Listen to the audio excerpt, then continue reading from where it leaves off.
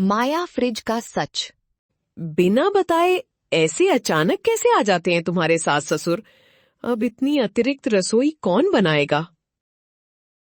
लावण्या के माता पिता प्रकाश और जानकी सोफे पर थोड़ी असहजता से बैठे हैं। रवि उन्हें देखकर मुस्कुराया और अपनी माँ की ओर मुड़ा। ये क्या कह रही हो माँ? हमारे घर में रिश्तेदार आते हैं तो त्योहार जैसा होता है ना? मैं हूं ना, मदद कर दूंगा। क्या हम बिना बताए आकर आपको परेशान कर रहे हैं बेटी? अरे माँ नहीं, ऐसा कुछ नहीं है। सास जी मजाक कर रही हैं। आपके आने से बहुत खुशी हुई। मजाक? मेरी जान पर बनाई है। इसे पत्नी क्या मिली, माँ की तकलीफ दिखनी बंद हो गई। दामाद जी, हमें आपसे मिलने का मन हुआ तो आ गए। अगर कोई परेशानी हो तो बताइएगा, हम तुरंत चले जाएंगे। अरे ससुर जी, ये क्या बात कर रहे हैं? ये भी आपका ही घर है, आप आराम से रहिए। मैं अभी आपके लिए अच्छी कॉफी बनाता हूँ। अरे जा और उन्हें पानी दे। ऐसे खड़ी क्या देख रही है? वो रवि क्या करेगा पता नहीं। पिताजी, आप सफर करके थक गए होंगे, थोड़ी देर आराम कर लीजिए। अरे तुम्हें कुछ करने की जरूरत नहीं है, लावण्या देख लेगी। तुम जाकर उनके साथ बैठो। नहीं माँ, आज उन्हें मेरे हाथ की कॉफी का स्वाद चखाना है। मैं जा रहा हूँ। रवि उत्साह से रसोई की ओर बढ़ गया। शारदा ने झुंझलाहट में अपना सिर पकड़ लिया। रवि रसोई में इधर उधर घूमता हुआ सारे डिब्बे ढूंढ रहा है। ये लावण्या कौन सी चीज कहाँ रखती है, बिल्कुल समझ नहीं आता। कॉफी पाउडर कहाँ है? लावण्या अंदर आई और मुस्कुराई। जी, क्या ढूंढ रहे हैं? मैं बना देती हूँ, आप जाइए। नहीं लावण्या, आज मुझे अपने सास ससुर को स्पेशल कॉफी बनाकर देनी है। तुम बस देखती रहो। रवि ने दूध चूल्हे पर रखा और चीनी के डिब्बे के लिए ढूंढा। अरे मेरे सोने के बच्चे, तुम यहाँ कुश्ती लड़ रहे हो क्या? दूध उबल रहा है, देखो। अरे बाप रे! लावण्या देखा, ये सब तुम्हारी वजह से। तुम पास में होकर भी नहीं बताया। मैं अभी तो आई हूँ जी, मैं देख लेती हूँ, आप बाहर जाइए। बिल्कुल नहीं, जो काम शुरू किया है उसे पूरा करना है। चीनी का डिब्बा कहाँ है? वहीं कोने में है, देखिए। वो महारानी सारी चीजें हमारी पहुंच से दूर रखती है। उठाओ बेटा। रवि ने जल्दबाजी में पास रखे नमक के डिब्बे का ढक्कन खोला और कॉफी में डालने ही वाला था। लावण्या ने तुरंत रोका। अरे अरे रुकिए, वो नमक है, चीनी नहीं। देखा माँ, जानबूझकर मुझे गुमराह कर रही है। इसे मेरा कॉफी बनाना पसंद नहीं है। तुम्हें क्यों ये मुसीबत मोल लेनी है? बाहर आओ, उसे करने दो। शारदा झुंझलाहट में घर के सामने बरामदे में बैठी थी। तभी पंकजम उधर से आई। क्या हुआ शारदा, ऐसी क्यों बैठी हो? घर में सब ठीक है? क्या ठीक है पंकजम? मेरी तो जिंदगी पत्थर जैसी हो गई है। बिना बताए समधी समझना पड़े, अतिरिक्त काम और खर्च। अरे हाँ, बिना बताए आए तो कितनी मुश्किल होती है ना? अब सब बहू को ही देखना होगा। वो महारानी क्या देखेगी? मेरे बेटे से काम करवाकर खेल रही है। वो बेचारा भोला है। सच में? तुम्हारा बेटा काम कर रहा है? बहू रानी साहिबा क्या कर रही हैं? कलयुग है शारदा, कलयुग। हाँ बिल्कुल, पत्नी आते ही बेटे बदल जाते हैं। माँ की तकलीफ किसे चाहिए बताओ? सही कहा शारदा, मेरी भी यही शिकायत है। सब घरों में ऐसा ही होता है। चलो, मैं चलती हूँ। पंकजम जाते हुए रास्ते में मिले सभी लोगों को शारदा की बात में कुछ और जोड़कर बताने लगी। सब कॉफी पी रहे थे, तभी मुरली फोन पर बात करते हुए गंभीर चेहरे के साथ अंदर आया।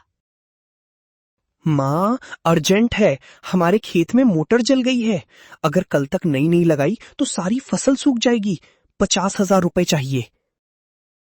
हरे राम, 50,000? अब कहाँ से लाएं? हाथ में फूटी कौड़ी नहीं है। भैया, हमारे बैंक में जमा किए हुए पैसे हैं ना, उन्हें निकालते हैं। अरे बेवकूफ, वो तुम्हारी बहन की शादी के लिए जमा किए हुए पैसे हैं, उन्हें कैसे छू सकते हैं? सास जी, एक तरकीब है। हम इस महीने के घर के खर्चों के लिए निकाले गए पैसों में से कुछ एडजस्ट करते हैं। अगर अनावश्यक खर्चे कम करें तो 15,000 तक बच सकते हैं। देखा, इस मैडम का हिसाब। अनावश्यक खर्चे। तुम्हारे मायके वालों का आना अनावश्यक खर्च नहीं है क्या? तुम बस चुप रहो। मेरी बेटी अच्छी बात कह रही है, फिर भी इन्हें पसंद नहीं आ रहा। माँ, लावण्या ने जो कहा है उस पर भी सोचना चाहिए। उसका हिसाब हमेशा सही होता है। तुम भी उसी का पक्ष ले रहे हो? उसी क्या पता, पैसे पेड़ों पर नहीं उगते। मैं कुछ भी कहूँ, इस घर में किसी को समझ नहीं आता। शारदा बड़बड़ा रही थी। उसने सुबह लाई सब्जियों को छिपाने के लिए फ्रिज खोला। इस लावण्या को दूंगी तो ये सबको बांट देगी। ये सब्जियां हमारे लिए हैं, कल मेरी सहेली आएगी, उसके लिए बचाकर रखनी है। उसने सब्जियों को एक थैले में रखा और फ्रिज में पीछे धकेल दिया। शाम को वो उन सब्जियों से सब्जी बनाने के लिए फ्रिज खोला। अरे बाप रे, ये क्या हो गया? सारी सब्जियां सड़ गई हैं। सुबह ही तो लाई थी। ये फ्रिज भी खराब हो गया लगता है। उसने वो थैला बाहर निकाला और चिड़चिड़ा कर देखा। उसे फेंकने के लिए वो झटके से बाहर चली गई। शारदा सड़ी हुई सब्जियों के थैले के साथ बाहर कचरे के डिब्बे के पास खड़ी थी। पंकजम तभी उधर से आई। फिर क्या हुआ शारदा? चेहरा ऐसा क्यों बना रखा है? क्या बताऊं पंकजम, मेरी जिंदगी बर्बाद हो गई है।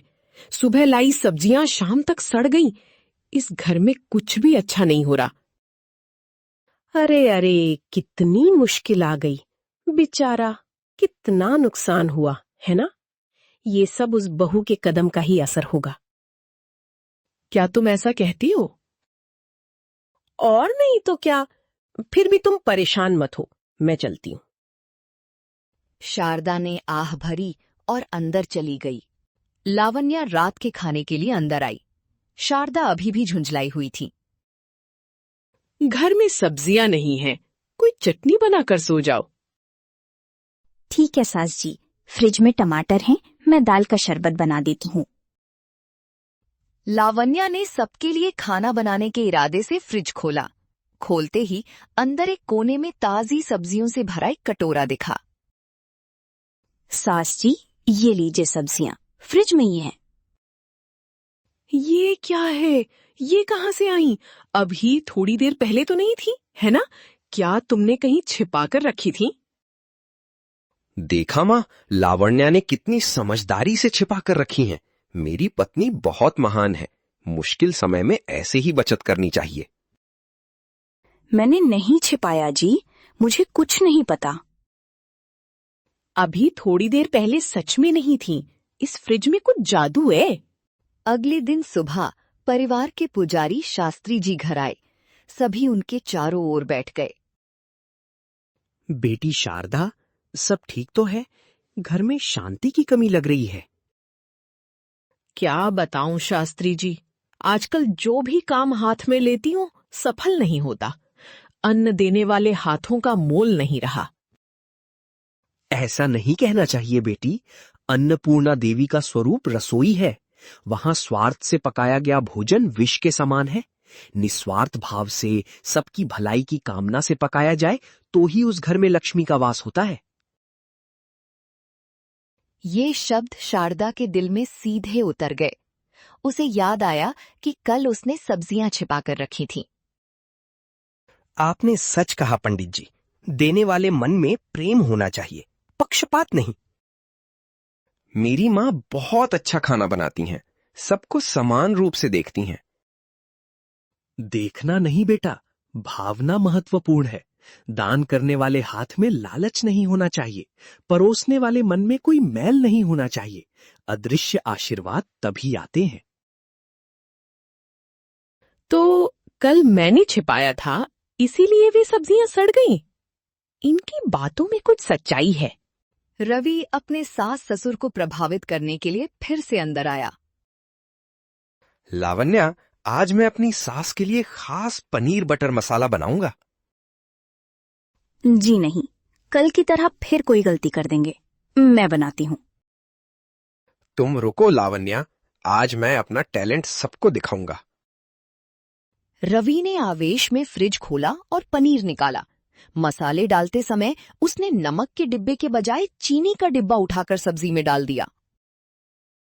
वाह, खुशबू लाजवाब आ रही है। आज सबको मेरी तारीफ करनी ही पड़ेगी। उसने गर्व से सब्जी को एक कटोरे में निकाला। उसे खाते ही सबके चेहरे उतर गए। अरे नाश हो तेरा, सब्जी में चीनी डाल दी, इतना महंगा पनीर पूरा खराब कर दिया। ये सब तुम्हारी वजह से। तुमने ही नमक का डिब्बा और चीनी का डिब्बा पास पास रखे थे, इसीलिए कंफ्यूज हो गया। हे भगवान, मैं करूं तो भी गलत, ना करूं तो भी गलत। परिवार फिर से पैसे के बारे में गंभीरता से चर्चा कर रहा है।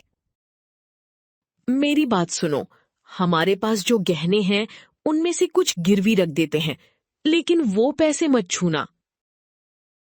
हाँ माँ ने जो कहा वही सही है।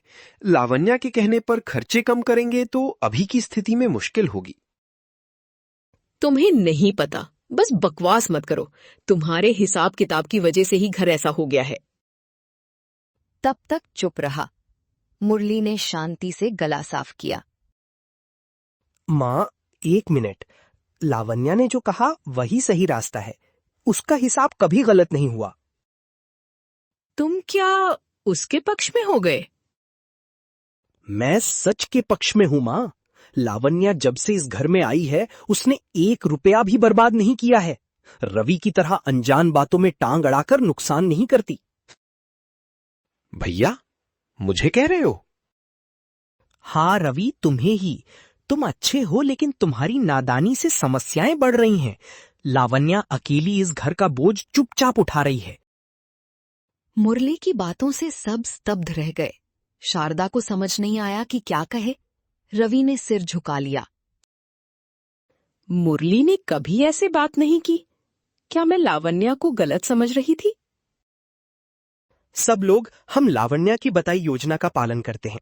वही हमारे परिवार के लिए सबसे अच्छा है। लावण्या के माता पिता को विदाई भोज परोसने के लिए सभी रसोई में जमा हुए। रुको, वो स्पेशल दही की चटनी फ्रिज में रखी है ना, वो मैं निकाल कर परोसती हूँ। समधी समधन को अपने हाथ से परोसना है।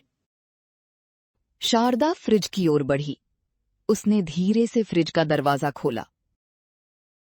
जैसे ही फ्रिज खुला, अंदर से अद्भुत खुशबू के साथ गरम भाप निकली।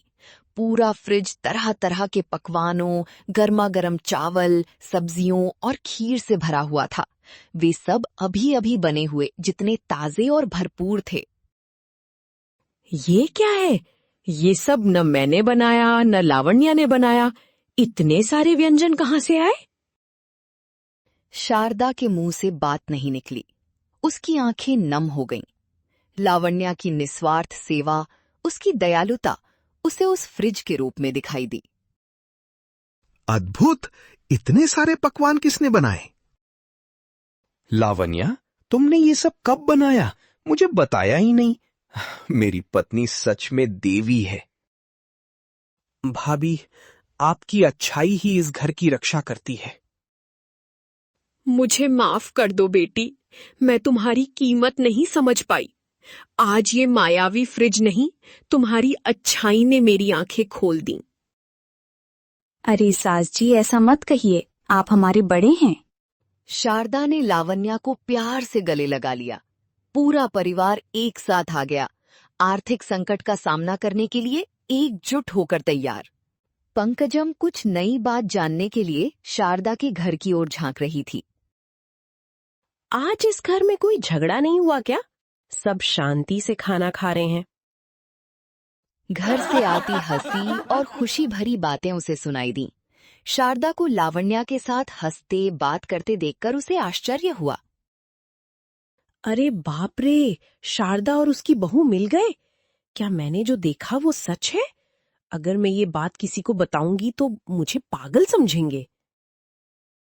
पंकजम आश्चर्य से मुंह खोले किसी से कुछ भी कहे बिना अपने घर की ओर चुपचाप चली गई। उस दिन शारदा के घर में सिर्फ फ्रिज ही नहीं बल्कि सबके मन भी भर गए थे।